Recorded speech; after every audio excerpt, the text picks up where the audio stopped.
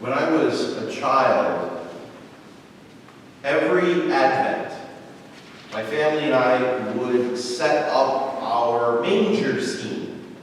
And it would sit atop a shelf in a very prominent place in our living room. It's this beautiful little manger made of wood and straw and hand-carved statues that we used to place. Mary and Joseph, a manger, shepherds and animals. And come Christmas Eve, we would argue, my brothers and I, who would get to put the baby Jesus in the manger. And then many days later, today, on the feast of the Epiphany, that's when we would put the three wise men, the Magi, the three kings, in the manger scene to live and to try to symbolize in a very real way this story of Christmas, the story of Epiphany.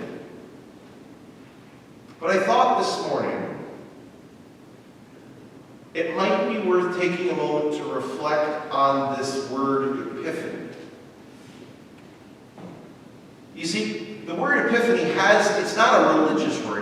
It's a normal, everyday vocabulary word, though we may not use it often. And what it actually means is a surprising and sudden new insight.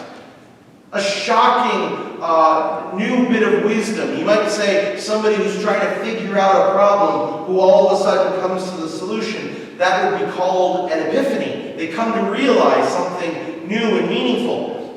If you've ever seen cartoons, that's when you see the light bulb going on over somebody's head. That's an epiphany. So when we think about the appearance of the Magi coming with gold, frankincense, and myrrh, what's the epiphany? What's that new sudden insight? What's going on? What's the story here? And I suspect this is a story that either we've never heard before or we may have forgotten. Because the Epiphany is nothing less than an ancient promise that God made that has finally been fulfilled. A hope that the people of Israel had held for so long had finally been fulfilled, had come to pass. There's a story at work here that we may have never heard before. And actually the story begins, like a lot of great stories, in the beginning. In the beginning, God created the heavens and the earth. And the heavens and the earth are God's. He created them. They belong to Him. All of the cosmos is God's. And in the work of creation, He then created humans. And one of the things He asked us humans to do was to be wise and good stewards of creation. We were given the vocation to bring order and justice and peace and wisdom to God's creation. We were put in the center of creation to be God's co-workers, to continue the work of ordering and bringing justice to this wild creation. But we know what happened. Adam and Eve sinned, and sin brought disorder where we were supposed to bring order. It brought injustice where we were supposed to bring justice. It brought violence when we were supposed to be bringing peace. We know the story of how sin took God's creation and in a lot of ways twisted it out of shape very badly. And so, if you fast forward through the Old Testament, you come upon the story of King David. 1 Samuel chapter 16. The prophet Samuel was sent to the town of Bethlehem to anoint a new king. Because God wanted a king to rule in justice over his people. God wanted a king to take up that ancient vocation to bring order and justice and peace. And so Samuel goes to Bethlehem, to the family of a man named Jesse. And the youngest, a tiny little young man, far younger than any of you. when Samuel saw David, God said to Samuel, anoint him. He is to be my king. He has a heart like my own heart. And so that's what Samuel did. Now, for a while, King David was a good and just king. But after a while, if you're familiar with the story, David's heart then became distracted by so much sin. He was the author of incredible violence. He lusted after a woman, seduced her, and then had her husband murdered. This is Bathsheba, Uriah the Hittite, her husband. And then God got angry with David for his violence. But when David was near the end of his life, God made a promise to David. He said, I will establish a family, a dynasty flowing from you. And the day will come when one of your descendants will become my true and perfect king. There will come a day when one of your distant relatives will finally take up your authority, your kingship as my good and true king. And here's the amazing thing. His kingship will never end. His kingdom will last forever. What I saw in you, David, when I first anointed you king, I will see even greater in one of your descendants. Even though you turned away from me and your heart became filled with sin, I will still be faithful to the promise I made. And so what we celebrate today is the Epiphany, that sudden realization, the shocking new insight that this child born in poverty, born in a barn, is the new king, the new king of Israel, this long-awaited descendant of David. But there's yet still one more shocking thing going on here. If you read the Old Testament, things like Psalm 2 and Psalm 8 promise something yet even greater, that because all of creation belongs to God, God's good king is not just going to be the king of Israel, right? Because Israel isn't the only thing that God possesses. Rather, all of creation is God's. So the king of Israel will then be the king of all creation.